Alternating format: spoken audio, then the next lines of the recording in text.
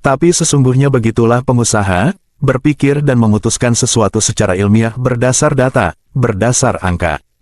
Data dan angka situasi eksternal atau pasar dan situasi internal bisnis, yakni data laporan keuangan. Laporan-laporan ini membantu pemilik bisnis memantau kinerja keuangan mereka, mengidentifikasi area yang perlu ditingkatkan, dan membuat keputusan strategis yang mendorong pertumbuhan dan kesuksesan.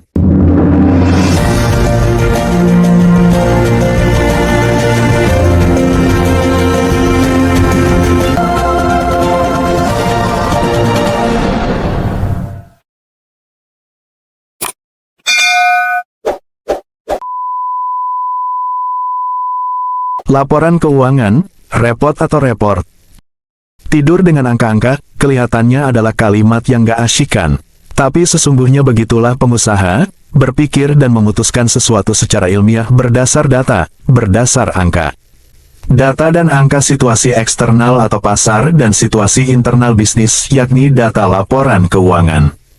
Hal lain yang perlu dibenahi bagi pebisnis adalah tentang pencatatan keuangan atau laporan keuangan. Walau ada beberapa yang sudah menyadari pentingnya catatan atau pencatatan keuangan, tetapi masih sangat banyak yang memiliki pandangan bahwa pencatatan keuangan adalah kerepotan. Padahal pencatatan keuangan yang baik itu adalah alat untuk mengambil keputusan. Data yang lengkap, detail, syarat, update adalah setengah jalan menuju keputusan bisnis yang tepat.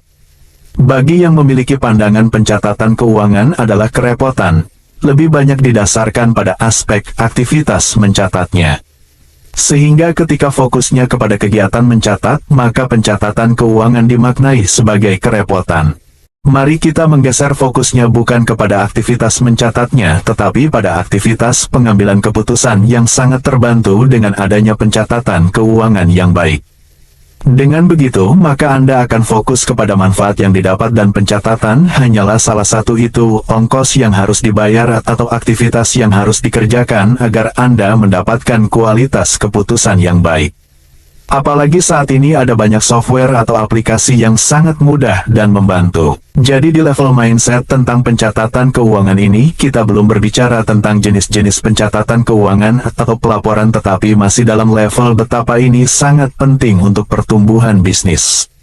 Anda membiasakan untuk berbicara berdasarkan data, mengambil keputusan berdasarkan data, bertindak berdasarkan data.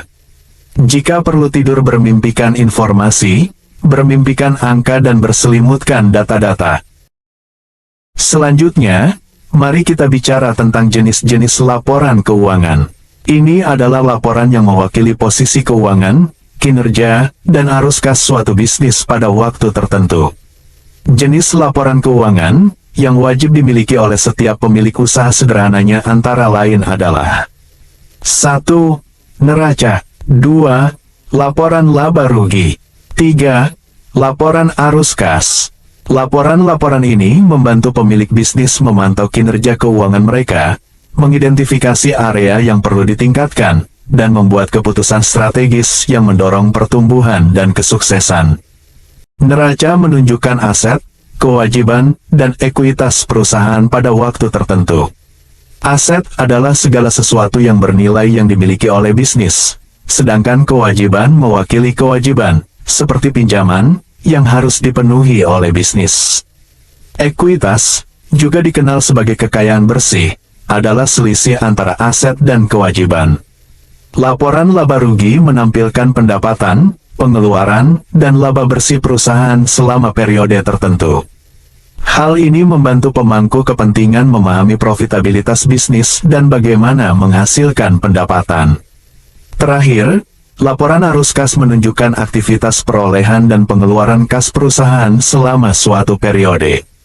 Hal ini membantu pemilik bisnis menganalisis arus kas, menentukan apakah mereka berada dalam posisi untuk memenuhi kewajiban keuangan mereka, dan membuat keputusan mengenai investasi dan pembiayaan.